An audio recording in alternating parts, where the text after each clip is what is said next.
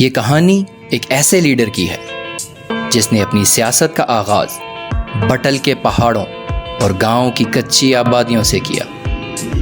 وہ نہیں جانتے تھے کہ ان کا یہ سفر انہیں ممبر ڈسٹرکٹ کونسل سے اسلام آباد میں پارلیمان تک لے جائے گا اور وہاں سے وزیر برائے مذہبی امور کا حلف بھی اٹھا لیں گے۔ ان کی سیاست 1979 میں نماز جمعہ کے بعد گاؤں کے مشاورتی جرگے سے ہوئی۔ آج کا دن پارلیمانی رہنما پاکستان مسلم لیگ نون خیبر پختونخوا اسمبلی سابق وزیر برائے مذہبی امور سردار محمد یوسف صاحب کے نام۔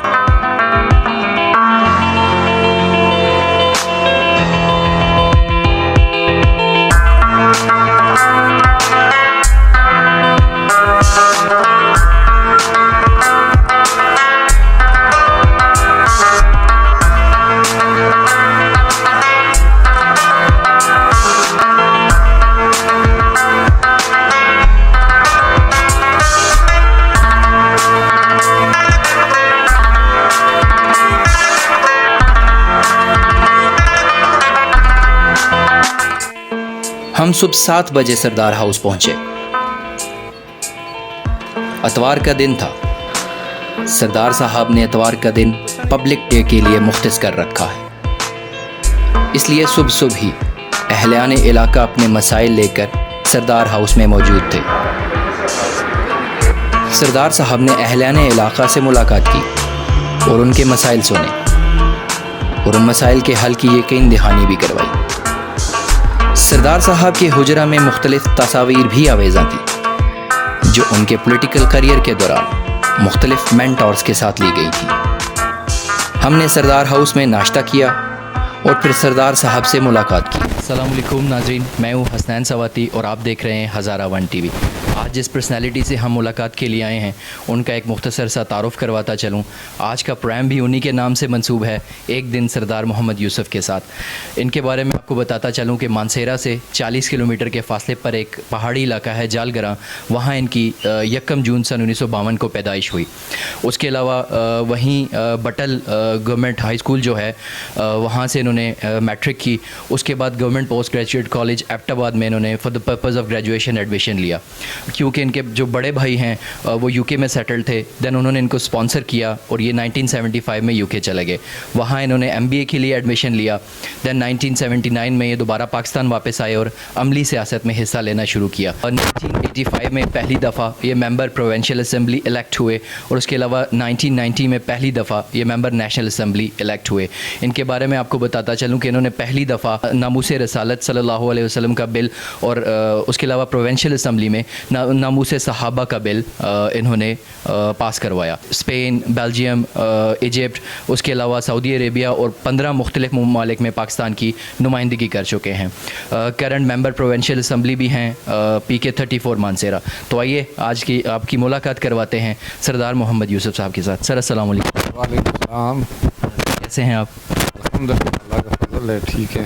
بہت شکریہ سر، آپ نے ہمیں اپنے گھر انوائٹ کیا، آج کا دن آپ نے ہمیں دیا، ہم آپ کا شکریہ ادا کرتے ہیں۔ میں حسنین صاحب آپ کو، اپنی ٹیم کو، نعیم صاحب کو ویلکم کہتا ہوں۔ آپ تشریف لائیں، یہ میرے لیے بڑے سعادت کی بات ہے اور میں مشکور ہوں ہزارہ ون نیوز ون کا کہ ان کی ٹیم میرے پاس آئی۔ اور ابھی چونکہ اس کا آغاز ہم کر رہے ہیں الحمدللہ، اور جس طرح آپ نے کہا، ایک تو 1985 میں صوبائی اسمبلی کا ممبر بنا تھا اور پھر میں اس وقت اس حکومت میں ایڈوائزر بھی رہا، اور اسی طریقے سے سب سے پہلا جو الیکشن تھا میں 79 میں کنٹیسٹ کیا تھا۔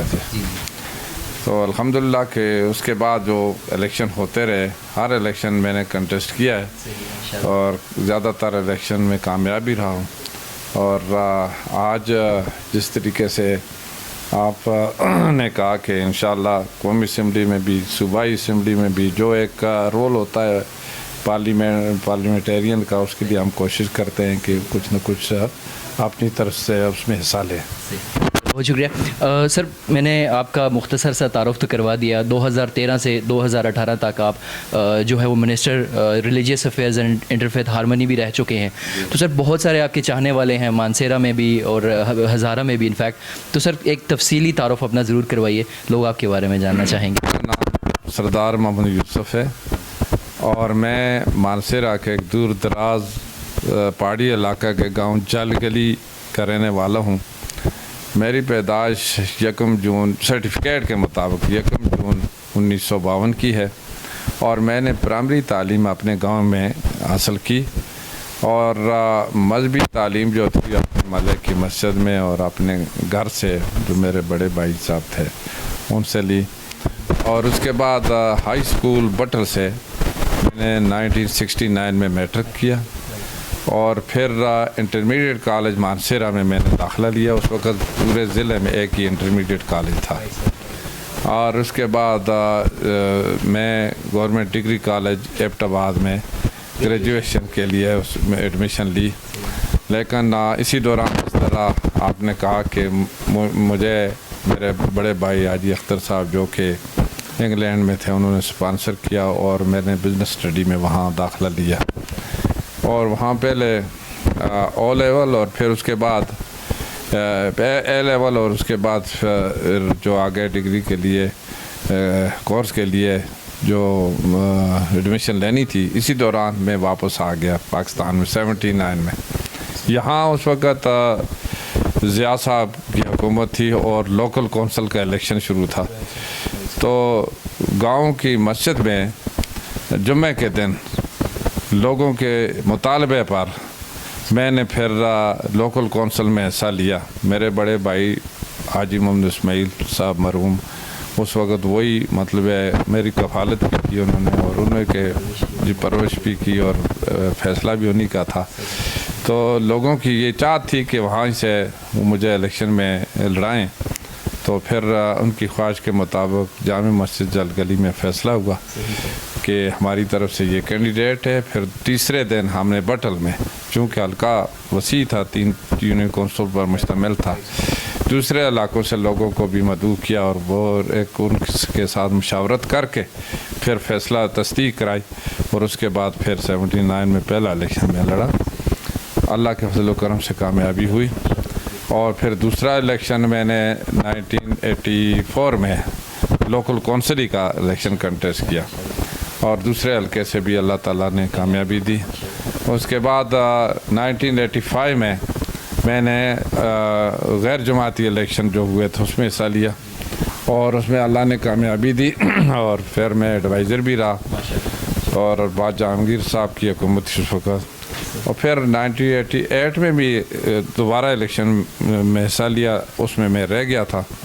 پھر 1989 کے ضمنی الیکشن تھا جو بٹگرام کا قومی اسمبلی کا, اس میں کنٹیسٹ کیا اور اس میں بھی میں رہ گیا. لیکن اس میں اپنے آپ کو کامیاب سمجھتا ہوں کیونکہ دوسرے حلقے سے جا کر میں نے اور دوسرے ضلع سے وہاں سے جا کر اللہ کی کرم نوازی سے یعنی اس کے بعد مجھے 1990 میں ضلع مانسیرا کو اس وقت NA14 تھی اور وہاں کے اور PF56 تھی جو کہ دونوں حلقوں سے جو عوام کی مشاورت سے پھر دوبارہ الیکشن لڑنا پڑا اور آزاد حیثیت سے دونوں سیٹیں اللہ کے فضل و کرم سے کامیاب ہوئی. تو 90 سے پھر لے کر 93 میں بھی دوبارہ میں پاکستان مسلم لیگ نون کے ٹکٹ پر الیکشن لڑا تھا, اللہ نے کامیابی دی. پھر 97 میں بھی الیکشن لڑا, اس میں بھی کامیابی دی. اور اسی طریقے سے اس کے بعد 2002 میں قومی اسمبلی میں نہیں بلکہ میرا بیٹا سردار شاہجہان یوسف الیکشن لڑا, وہ کامیاب ہوئے. اور میں نے بلدیاتی الیکشن میں حصہ لیا اور لوکل گورنمنٹ کا جو جنرل مشرف کے دور کا الیکشن تھا اور پہلے اس میں رہ گیا تھا. لیکن دوسری دفعہ جب 2005 میں الیکشن ہوا تو اس میں اللہ نے مجھے کامیاب کیا اور پھر اس کے بعد 2013 کے الیکشن میں دوبارہ قومی اسمبلی سے الیکشن کنٹیسٹ کیا. تو اللہ نے یعنی اس میں بھی سرخرو فرمایا اور پھر میں پہلی دفعہ وفاقی وزیر بنا 2013 5 سال، اور میری جو ذمہ داری تھی وزارت مذہبی امور اور انٹرفیتھ ہارمنی کی تھی، اس میں اللہ کی کرم نوازی سے میری جو بھی صلاحیت تھی اس کے مطابق کام کیا، اور مجھے اس بات کی خوشی ہے کہ اللہ تبارک و تعالیٰ نے میرے ذمہ اچھا کام لگایا ایک مذہبی، دینی اور انسانیت کی بہتری کے لیے، اور آج پالیسی بھی جی الحمدللہ اس وقت جو بنی، اور اس سے حاکیوں کو بھی فائدہ ہوا اور ملک و قوم کا نام بھی روشن ہوا پوری دنیا میں۔ پاکستان کے جو حج کا پالیسی تھی اس کو اپریشیٹ کیا گیا، اور انٹرفیتھ ہارمنی کے حوالے سے بھی ہم نے کام کیا الحمدللہ، بین المسالک اماگی، بین المذاہب اماگی پر بھی الحمدللہ ہم نے کام کیا، علماء مشائخ کونسل بھی بنائی اور جو منارٹی کمیشن بھی بنایا۔ تو اس طریقے سے جو بھی کام کیا اللہ کی رضا اور مخلوق کی بہتری کے لیے اللہ نے کام لیا ہے۔ میں رب تعالیٰ کا شکر ادا کرتا ہوں کہ جتنے بھی جو کام ہوئے جس طریقے سے بھی ہوئے ہیں یہ اللہ کی خاص کرم نوازی سے اور نبی پاک صلی اللہ علیہ وسلم کے صدقے سے بڑے اچھے، یعنی اس انسانیت کی بہتری کے لیے، پوری انسانیت، مسلم امت کے ساتھ، پوری انسانیت کے ساتھ آل وردیلے، اور اسی وجہ سے میں سمجھتا ہوں کہ اللہ نے اپنے فضل و کرم سے کامیابیاں بھی دی ہیں، اور اب بھی یہی ہمارا جو بصیت ایک مسلمان کی ذمہ داری بنتی ہے کہ ہم پوری انسانیت کی بہتری کے لیے کام کریں، اور آخری امت کے آخری نبی کے آخری امتی ہیں، تو ہم نے تو اس لحاظ سے کام کرنا ہے، سوچنا بھی اور کام بھی کرنا ہے۔ جی الحمدللہ۔ صاحب آج کا دن تو آپ کے نام ہے، تو بتائیے آج کا کیا پلاننگز ہیں ہماری انشاءاللہ؟ جی حسین صاحب، آج کے دن ابھی انشاءاللہ یہاں سے پھر جائیں گے بسیاں بالاکوٹ، اور وہاں پر ایک ریسیپشن ہے، چونکہ ابھی میں نے جو قرارداد ہے ناموس صحابہ و اہل بیت وہ پاس کرائی ہے، اس سے پورے مسلمانوں کے دلوں میں خوشی کی لہر بڑی حد تک، یعنی لوگوں نے اس کو اپریشیٹ بھی کیا ہے، تو اس حوالے سے بیسیا میں پہلے ایک ریسیپشن ہے، اس میں شریک ہوں گے۔ اس کے بعد وہاں ہی بالاکوٹ کے کچھ نوجوانوں نے ریلی کا انتظام کیا ہے، تو اس میں بھی جائیں گے۔ پھر اس کے بعد ایک شادی ہمارے دوست کی، غلام ربانی صاحب ایڈوکیٹ کے بچے کی شادی، اس میں انشاءاللہ شریک ہوں گے، اور اس کے بعد 2-4 جگہ ہم نے تعزیت کے لیے بھی جانا ہے، اور اس کے ساتھ ہی پھر ہم نے جو آگے جو پروگرام ہوگی شاید اگر اس میں مزید بھی کوئی شامل ہوئے تھے انشاءاللہ اس میں شریک ہے۔ تو چلیے ناظرین، آپ کو لے چلتے ہیں انشاءاللہ بسیاں اور بالاکوٹ، آپ سے وہاں ملاقات ہوتی ہے۔ بہت شکریہ، آئیے جی، چلیے پھر انشاءاللہ۔ ہم سردار ہاؤس سے بسیاں کے لیے روانہ ہوئے۔ اہلیان بسیاں نے سردار صاحب کے اعزاز میں ایک تقریب منعقد کر رکھی تھی۔ فسبح بحمد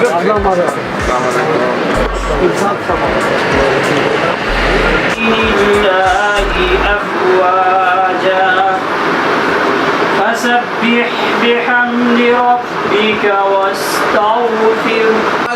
آپ کی اس کام کی وجہ سے ان کی قبر میں ہم کو ضرور سکون پہنچا ہوگا کہ انہوں نے آج شروع میں جو آپ اس تحریک میں آپ کے ساتھ تھے، آپ نے آج ان کی روح کو سکون پہنچایا۔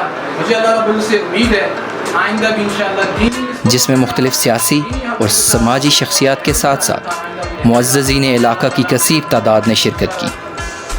اس تقریب کا مقصد سردار صاحب کا شکریہ ادا کرنا تھا کہ انہیں ناموس رسالت صلی اللہ علیہ وآلہ وسلم کا بل قومی اسمبلی اور ناموس صحابہ اہل بیت کا بل صوبائی اسمبلی سے پاس کروایا۔ اپنے ایمان کے مطابق ایک فریضہ تھا وہ ادا ہوا، اور جس کی وجہ سے مجھے بھی بڑی خوشی ہے اور آپ سب کو بھی اس پر دلی خوشی ہے۔ اس پر جتنا بھی اللہ تبارک تعالیٰ کا شکر ادا کیا جائے کم ہے۔ پھر میں آپ سب کو شکریہ ادا کرتا ہوں کہ آپ نے ان باتوں سے میری حوصلہ افزائی کی۔ بعد ازاں سردار صاحب نے بسیاں سے بالاکوٹ شہر کا سفر شروع کیا۔ جو ایک ریلی کی صورت میں تھا۔ 2013 سے 2018 تک minister religious affairs and interfaith harmony رہ چکے ہیں۔ ڈیورنگ دیٹ ٹینیور آپ نے جو حج پالیسی اناؤنس کی تھی اس کو نہ صرف پاکستان میں بلکہ اوورسیز پاکستانیز نے بھی بہت اپریشیٹ کیا تھا، بہت سراہا تھا۔ اس حج اسکیم کا آپ ہمیں تھیم بتائیں گے کہ کیا تھا؟ 2013 میں الحمدللہ حج پالیسی کا جو اعلان ہوا تھا اس میں سب سے پہلا میرا مقصد یہی تھا کہ ایک ایسی پالیسی مرتب کی جائے جس میں عام مسلمان جو ہے وہ حج کر سکیں اور جن کی خواہش ہو اور کم خرچے پر وہ حج کے لیے جا سکیں اور انہیں فیسلٹی بھی مہیا کیے جا سکیں۔ اور اس میں سب سے زیادہ بات جو وہ ایک اپنے ایمانی جذبے کی ہوتی ہے، اور جس وقت میں نے حلف اٹھایا اور اس میں مجھے یہ وزارت دی گئی تو میں نے سوچا کہ یہ ایک عبادت ہے اور میں اس کو عبادت کی نظر سے سر انجام دوں، اور اللہ تبارک و تعالیٰ نے فضل و کرم بھی کیا جس کی وجہ سے یعنی اس پالیسی میں بھی کامیابی ہوئی اور اس کی پالیسی کی امپلیمنٹیشن میں بھی کامیابی ہوئی۔ بہت مثبت سوچ سردار صاحب، اپریشیبل ہے۔ سردار صاحب ایک اور سوال کہ Spain, Belgium, Egypt, Denmark, China, Saudi Arabia سمیت آپ 15 مختلف ممالک میں پاکستان کی طرف سے آفیشیلی ٹورز کر چکے ہیں۔ کوئی ایک ایسا آپ ہمارے ساتھ شیئر کرنا چاہیے ایونٹ، کوئی ایک ایسا ٹور جس میں پاکستان کی بہتری کے لیے کچھ ایسی مثال بنی ہو، کوئی اگزامپل ہو آپ کا کوئی بھی ٹور اوورسیز؟ جی، میرے جس طرح آپ نے کہا حسین صاحب کے مختلف ممالک کے ٹور میں نے کیے، اور میں نے جس طرح آپ نے سب سے پہلے نام دیا اسپین کا، تو مجھے اس کا بڑا شوق تھا کہ میں اسپین کو دیکھوں، کیونکہ اسپین ایک ایسا ملک ہے جس پر مسلمانوں نے کچھ 750 سال تک حکومت کی، اور وہاں پر مشہور مسجدیں بھی بنائی جس طرح مسجد قرطبہ ہے، اور اسی طریقے سے الحمرا اور اس کے ساتھ غرناطہ مشہور جو شہر تھے ان کو بھی دیکھنے کا شوق تھا۔ تو اس سلسلے میں میں جب وہاں گیا ڈائریکٹ میڈرڈ گیا، میڈرڈ سے پھر میں جو ایک دوسرا شہر ہے وہاں، اور وہاں سے پھر میں نے بائی روڈ سفر کیا۔ اچھا، تو دریا کے کنارے غرناطہ ہم جس کو گرناڈا بھی کہتے ہیں، وہاں رات پہنچے۔ صبح وہاں پر الحمرا جو مشہور پیلس ہے اس کو وزٹ کیا، اور پرانے اس وقت جب دیکھتے ہیں آپ تو پھر ایک تاریخی جو ایک منظر نظر آتا ہے۔ تو اس کے بعد پھر میں قرطبہ مسجد کے دیکھنے کے لیے گیا، تو وہاں مجھے بڑا افسوس بھی ہوا دیکھ کر، انتہائی افسوس ہوا کہ اب وہ اس کی سب سے بڑی ریزن یہ تھی کہ وہ اب مسجد اس طرح کی نہیں رہی، مسجد کا تقدس نہیں رہا، وہ ایک میوزیم بنا ہوا ہے، اور ایک ٹورسٹ کے لیے ایک وہ دیکھنے کی ایک جگہ انہوں نے بنائی ہوئی ہے، ٹکٹ لگائے ہوئے ہیں اور اس سے انکم حاصل کرتی ہے گورنمنٹ۔ تو اس میں مختلف مجسمے رکھے ہوئے ہیں، مختلف چیزیں رکھی ہوئی میوزیم میں، ممانعت ہے حالانکہ دین، اور دین میں ممانعت ہے، اور پھر اس کا تقدس بھی وہ نہیں رکھتے کہ یہ مسجد کے طور پر یعنی پیش کی جائے۔ تو یہ بہت بڑی ایک زیادتی ہے، جہاں ہیومن رائٹس والے پوری دنیا میں اس چیز کے لیے بڑے زور لگاتے ہیں کہ جس مذہب کے جو ان کے مقدس مقامات ہیں اس کو کا تقدس بحال رکھا جائے، لیکن وہاں اسپین میں اس حکومت نے کوئی اس کو بحال نہیں رکھا۔ تو اس وجہ سے دیکھ کر بڑا افسوس بھی ہوا، اور یہ اس سے ہٹ کر بھی بہت ساری جو ممالک کے مختلف جو وہاں کے مناظر ہیں تو وہ دیکھنے کا موقع ملا، لیکن میں سب سے زیادہ آپ کو پتہ ہے کہ میں مکہ مکرمہ، مدینہ منورہ، سعودی عرب جاتا رہا ہوں۔ ایک تو میری ڈیوٹی بھی تھی، دوسرے مجھے شوق بھی تھا، اور جس طرح مجھے مکہ مکرمہ یا مدینہ منورہ میں سکون ملتا تھا، اسی طریقے اس طرح مجھے کسی بھی دوسرے ممالک میں نہیں ملا۔ تو اس وجہ سے میں یہ کہوں گا کہ ایک روحانی خوشی محسوس ہوتی ہے جہاں حضور پاک صلی اللہ علیہ وسلم کے روضے پر حاضری دے کر، اور اسی طریقے کے ساتھ جو مکہ مکرمہ میں طواف کر کے، تو اس سے ایک ایمان بھی تازہ ہوتا تھا، اور خوشی بھی محسوس ہوتی تھی. ضرور زبردست. جی. سردار صاحب آپ نے کرنٹلی جو ہے وہ نیشنل اسمبلی میں تحفظ ناموس رسالت صلی اللہ علیہ وسلم اور صوبائی اسمبلی میں تحفظ صحابہ اہل بیت کا ماشاءاللہ جو بل ہے وہ منظور کروایا. اس کے بارے میں تھوڑی سی ڈیٹیل بتائیے ذرا.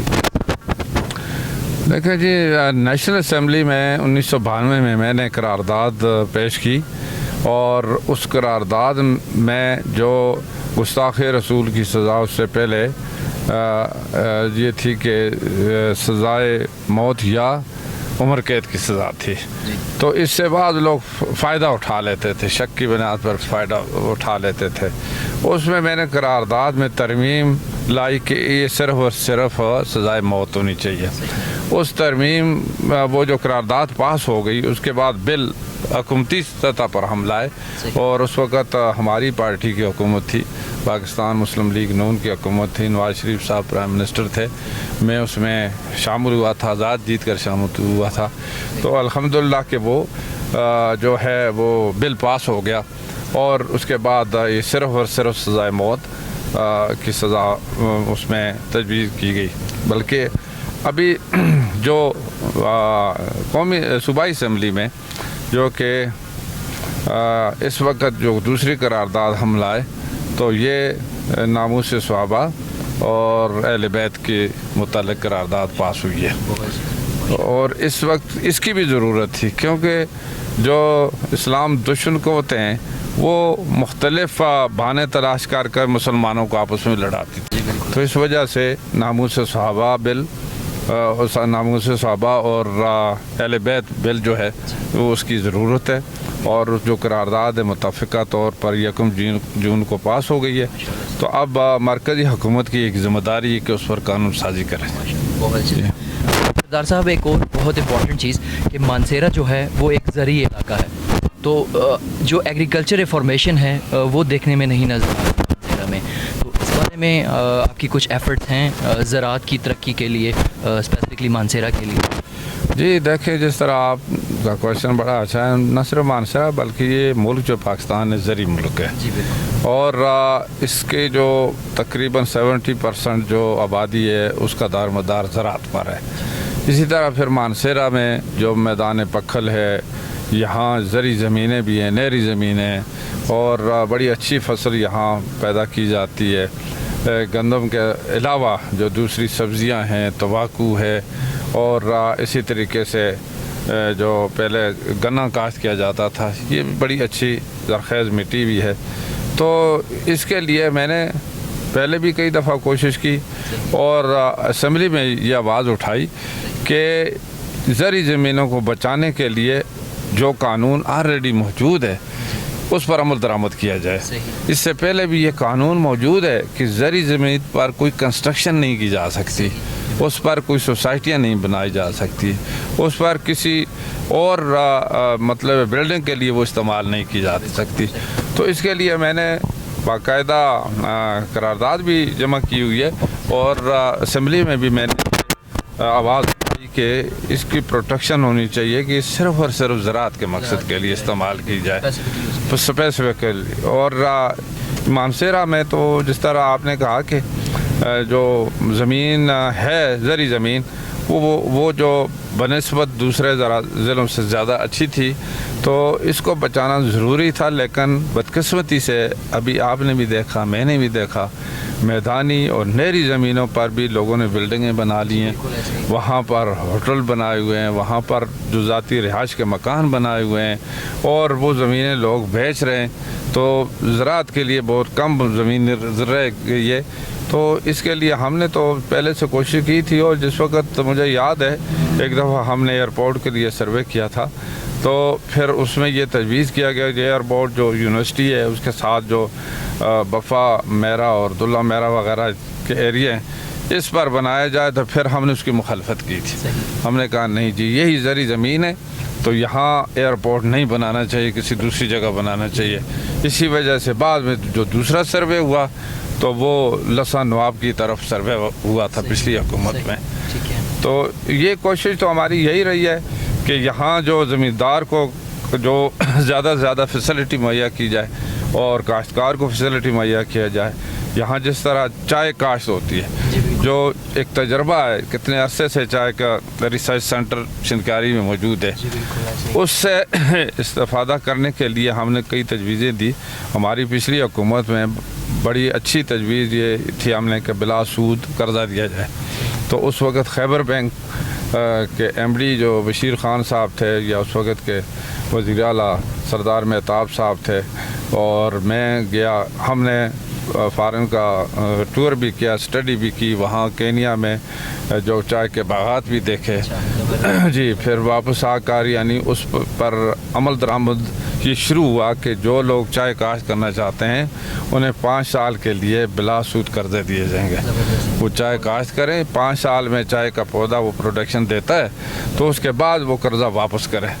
तो ये यानी इस मकसद के लिए कि ज़्यादा से ज़्यादा लोग चाय काश्त करें, जो मुल्क की एक ज़रूरत भी पूरी करे, ज़र मुबादला को बचाया जा सके, ये सारी चीज़ें कोशिश कर रहे हैं। तो मकसद है कि इन चीज़ों के लिए हम वक्तन फ़क्तन करते रहते हैं, आवाज़ भी उठाते रहते हैं। और अब भी मेरा ये मकसद है कि बिल्कुल जो ज़री ज़मीन है उसको बचाना चाहिए, उसमें चाहे गंदम हो, चाहे ये चाय हो, चाहे तम्बाकू काश्त की जाए, चाहे दूसरी फसलें सब्जियां उगाई जाएं, टमाटर लगाए जाएं, ये सारी चीज़ें, ताकि लोगों को भी फ़ायदा हो, मुल्क की ज़रूरत भी पूरी हो सके। सरदार साहब, एग्रीकल्चरल डेवलपमेंट के लिए तो माशाल्लाह बहुत अच्छा स्टेप है जो भी आपने कहा, लेकिन ये मानसेरा जितनी भी बेल्ट है ये एक सियाहती इलाका भी है, और बहुत सारे स्पॉट्स यहाँ पे ऐसे हैं कि जिन पे डेवलपमेंट नहीं हुई अभी, जिनको डेवलप किया जाए तो यहाँ पे सियाहत को भी फ़रोग़ मिलेगा और रेवेन्यू जनरेट होगा स्पेसिफिकली इस रीजन के लिए। तो किसी सियाहती मकाम की डेवलपमेंट के लिए कोई प्लान्स हैं आपके पास? जी जी बिल्कुल,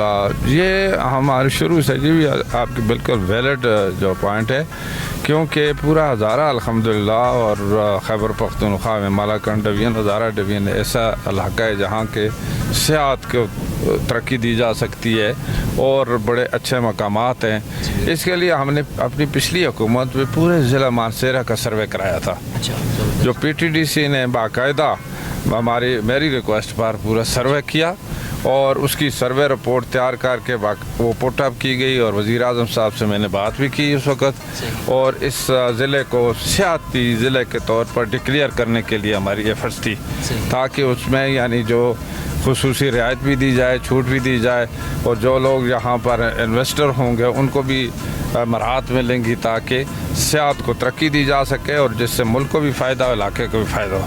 तो इस सिलसिले में वो हमारी बाकायदा रिपोर्ट PTDC के पास मौजूद थी। और उससे पहले 98 में ग़ालिबन 98 था कि मैं वज़ीर आज़म नवाज़ शरीफ साहब को ख़ुद भी लेकर मैंने ये एयर सर्वे वगैरह कराया था, और यहाँ कुंड बंगला के मकाम पर वहाँ पर जो उस वक़्त हमने एक दावत भी दी उनको, और पूरे ऑफिशियल जो थे उनको बुलाया, और एक आर्डर उन्होंने किया था कि यहाँ इस एरिया को भी इसमें सियाहत में शामिल किया जाए। जिस तरह कागान वैली को हमने जिस तरह MNJ रोड बनाकर सियाहत के लिए यानी ज़्यादा फैसिलिटी वगैरह जो दी थी, अप्रोच ईजी हो गई और काफ़ी फ़ायदा हुआ। यहाँ कुंड बंगला और सिरन वैली और कोंश वैली, और इसी तरीके से जो अगरोर वैली है या तनाउल का एरिया है, तो उन इलाकों को भी ज़राए आमदरफ्त के लिए जो सड़कें बनाकर आसान बनाया जाए, और जो इंफ्रास्ट्रक्चर जो ज़रूरत है तो ये हुकूमत की ज़िम्मेदारी, हुकूमत वो मुहैया करे। तो बाकी जो पब्लिक सेक्टर में, प्राइवेट सेक्टर में जो बहुत सारे ऐसे प्रोजेक्ट हैं वो लगाए जा सकते हैं। तो इस पर हमने काफ़ी काम किया अल्हम्दुलिल्लाह, वो रिपोर्ट भी हमारे पास तैयार है, और उसी के नतीजे में अभी जो ये मौजूदा हुकूमत है उससे पहले हमने वो तजावीज़ें भी दी थी, और जिसके नतीजे में अभी बाज़ जगह में सड़क वगैरह इस वक्त शुरू है। जिस तरह मुंडी से लेकर आगे जो चौड़ माली तक सड़क शुरू है, इसी तरीके से इस वैली में गनूल पपरंग रोड शुरू है, और शोगरां की रोड पर भी जो काम शुरू है, इस तरह मनूर वैली पर काम शुरू है। तो ये उसी की इब्तिदा हमने की थी, अल्हम्दुलिल्लाह हमारे पास रिकॉर्ड मौजूद है। और उसके बाद अब भी हमारी ये कोशिश है कि यहाँ ऐसे इलाकों को एक दूसरे के साथ मिलाया जाए, और जिस तरह पारस से लेकर नदी बंगला से कुंड बंगला से शहीद बंगला से फिर लंगोचा और नवाज़ाबाद तक ये इलाका वास प्रोजेक्ट को इसको आगे लेकर सुल्तान गली से शारकुल तक ये जो ट्रैक ऑलरेडी था भी बाज़ जगह में, ये हमने एक सड़क तजवीज़ की थी उस वक्त। और ये इसके लिए उस वक्त कर्नल यूनुस साहब भी थे यहाँ जो PTDC में इंजीनियर थे, आपने गढ़ी भी बुला के थे, तो उन्होंने उसकी एक कौन बंगला के मकाम पर एक मोटल भी तजवीज़ किया था और बाकायदा जगह भी हासिल कर ली थी। तो ये जो सड़क वगैरह बनाने के लिए भी प्रपोज़ल तैयार की थी। तो ये अब भी ज़रूरी है और इन इलाक़ों को एक दूसरे के साथ कनेक्ट इस वजह से भी किया जाए ताकि ये 3-4 वैलीज़ को लोग आसानी से अप्रोच भी कर सकें और डेवलपमेंट के लिए भी लोगों को भी फ़ायदा हो। जी बिल्कुल, ऐसे बिजनेस की अपॉर्चुनिटीज़ बढ़ेंगी। जी हाँ बिल्कुल, काफ़ी लोगों को रोज़गार भी मिलेगा। जब हम बालाकोट पहुँचे तो अहलियाने बालाकोट ने सरदार साहब की रैली का पुरतपाक इस्तकबाल किया। सरदार साहब की अहलियाने बालाकोट से मुलाकात एक जलसा की सूरत इख्तियार कर गई थी, जहां सरदार साहब ने खिताब भी किया और तमाम अहलियाने बालाकोट का शुक्रिया अदा किया।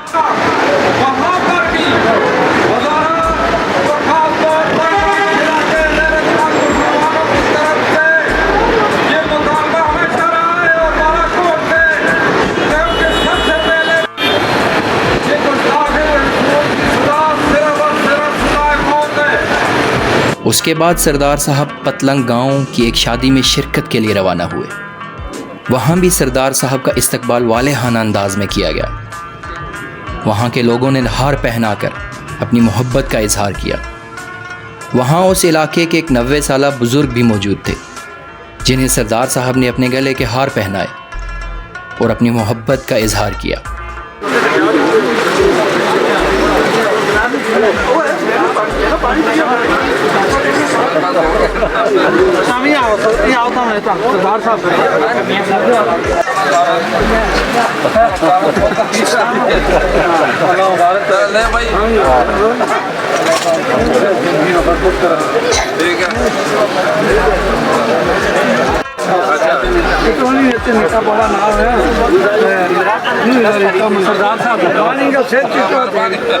अहलियाने इलाका ने सरदार साहब के साथ तस्वीर भी खिंचवाईं और उसके बाद सरदार साहब के साथ खाना भी खाया। खाने के बाद अहलियाने इलाका ने सरदार साहब को खैरबाद कहा। पतलंग गांव से वापसी पर ही सरदार साहब ने शाह इस्माइल शहीद रहमतुल्लाह अलैह के मज़ार पर हाज़िरी दी और फातह खानी की। शाह इस्माइल शहीद रहमतुल्लाह अलैह के मज़ार से निकलते ही सरदार साहब को गेटवे होटल के मालिक की तरफ से एक कॉल रिसीव हुई। उस वक्त तकरीबन 5 बज चुके थे। गेटवे होटल के मालिक ने सरदार साहब के लिए शाम की चाय का एहतमाम कर रखा था। सरदार साहब ने उनकी दावत कबूल की और शाम की चाय हमने गेटवे होटल के मालिक के साथ पी, जिन्होंने एक पुरतकल्लुफ़ एहतमाम कर रखा था। शाम की चाय ने दिन की थकावट दूर कर दी थी। उसके बाद हमने सरदार हाउस मानसेरा की जानिब अपने सफ़र का आगाज़ किया। हमें लगा कि हम बहुत जल्द सरदार हाउस मानसेरा पहुंच जाएंगे, लेकिन वापसी के सफ़र के दौरान सरदार साहब ने कई घरों में फातह खानी भी की और कई घरों में मरीज़ों की तीमरदारी करी भी लुके। जी जी बहुत ऐसे G8 में रहने सर। अच्छा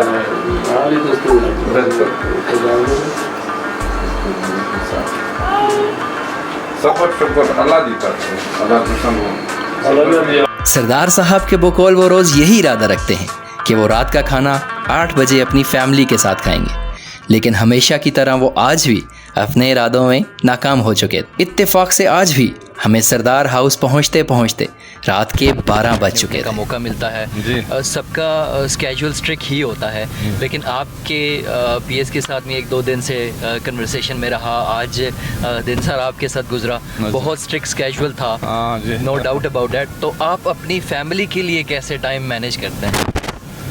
जी ये बड़ा मुश्किल क्वेश्चन आपने कर दिया है और ये मेरा सबसे बड़ा मसला है, क्योंकि 79 से जब मैंने पहला इलेक्शन लड़ा और उसके बाद मैंने रात दिन किया और फैमिली को बहुत कम टाइम दिया और उससे आज ये कंप्रोमाइज़ किया اور اب فیملی والے تو میرا مطمئن ہے کہ وہ سمجھتے ہیں بس ٹھیک ہے جدھر جائے جو کام کرے وہ تو نہیں، لیکن اس سے مجھے کافی مطلب پرابلم بھی پیدا ہوئے، جو بچوں کی تعلیم کا بھی مسئلہ ہوا، اور اسی طریقے سے باقی جو ذاتی گھریلو معاملات ہوتے ہیں، ضروریات ہوتی ہیں اس کے لیے. لیکن شروع میں الحمدللہ میرے بھائی اللہ تعالیٰ ان کے غریق رحمت فرمائے حاجی محمد اسماعیل صاحب، اور اسی طریقے سے جو دوسرے میرے بھائی انگلینڈ میں حاجی اختر صاحب ہیں، اور دوسرے حاجی محمد اسرائیل صاحب، حاجی داؤد صاحب فوت ہو گئے، تو یہ مجھے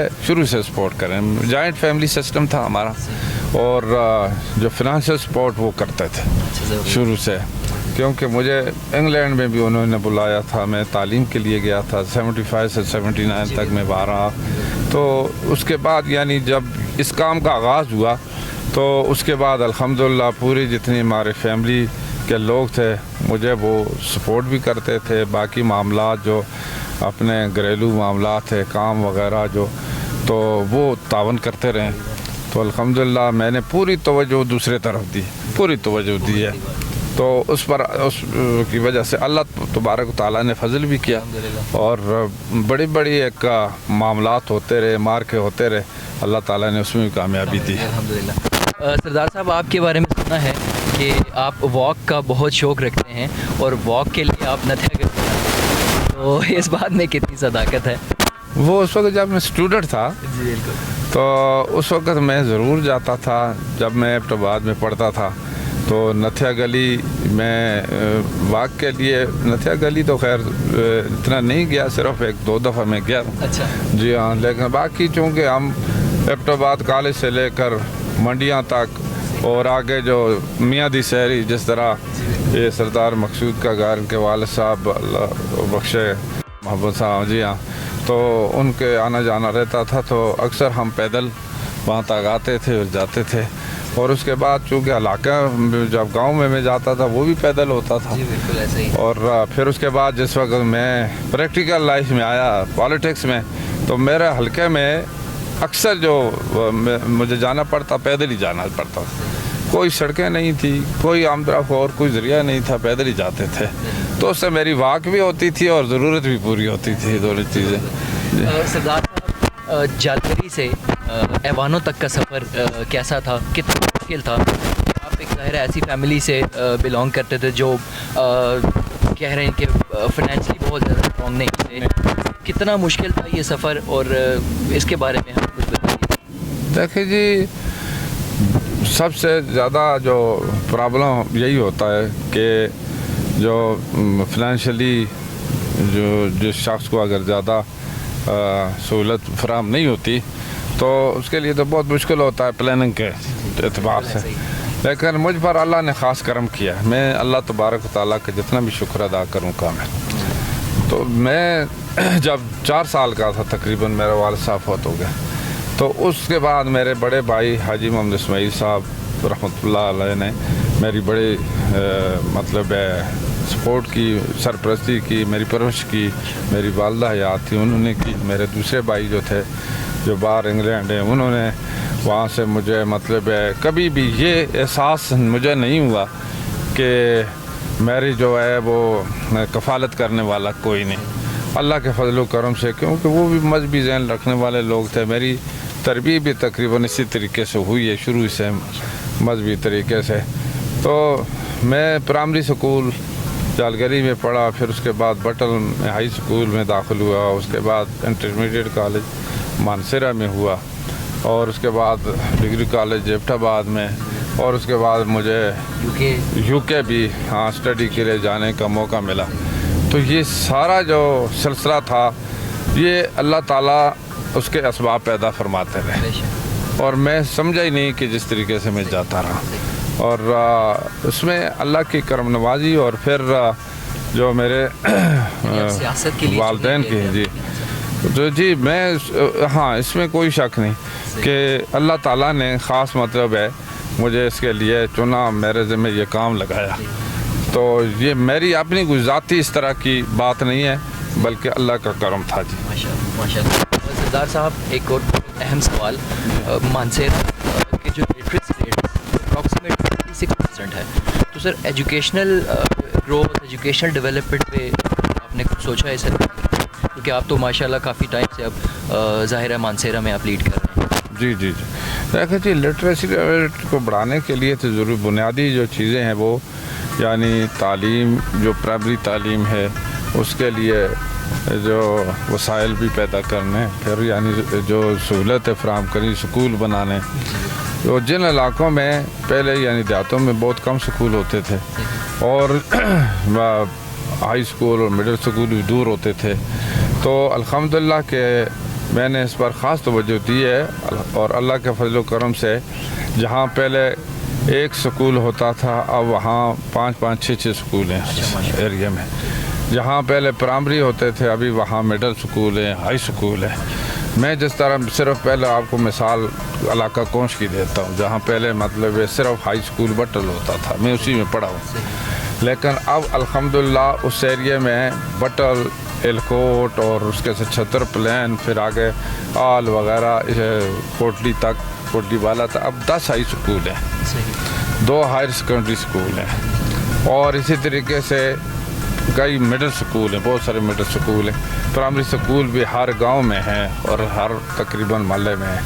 تو یہ یعنی اسی مقصد کے لیے ہم نے زیادہ تر تعلیم پر, کیونکہ وہاں پہ ذریعہ تعلیم تھا نہیں تھا, اور شہروں میں تو چلو پرائیویٹ سیکٹر میں بھی تعلیم حاصل ہو سکتی ہے, لیکن دیہاتوں میں یہ رجحان ہے بھی نہیں اور دیہاتوں میں لوگوں کے اتنے وسائل بھی نہیں. تو اس کے لیے صرف جو ہے پبلک سیکٹر میں سرکاری طور پر جو بھی اگر سکول بنایا جائے گا تو اس سے تعلیم دلائی جا سکے گی. تو اب الحمدللہ کہ کافی حد تک اس میں بہتری آئی ہے. جو لٹریسی ریٹ آپ بتا رہے ہیں نا جی, ہم سے پہلے یعنی اس وقت بہت کم تھا, اب 36% ہے. اس وقت غالباً میرا خیال ہے کچھ 17-18% تھا. جی جی اتنا ہے, تو اس میں گروتھ آئی ہے. جی ہاں اس میں گروتھ آئی ہے. اور اس طرح پورے ضلع میں جس طرح تحصیل بالا کوٹ میں یہ صورتحال, سرن ویلی میں صورتحال, تناول میں یہ صورتحال تھی, لیکن ہر جگہ یعنی اس میں گروتھ آئی ہے, بہتری بھی آئی ہے. اب بھی مزید بھی اس کی ضرورت ہے.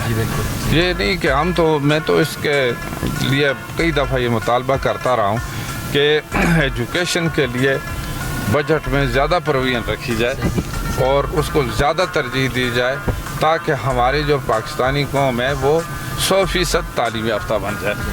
اور اس کے لیے جو پسماندہ علاقے ہیں ان کو ترجیح دینا چاہیے.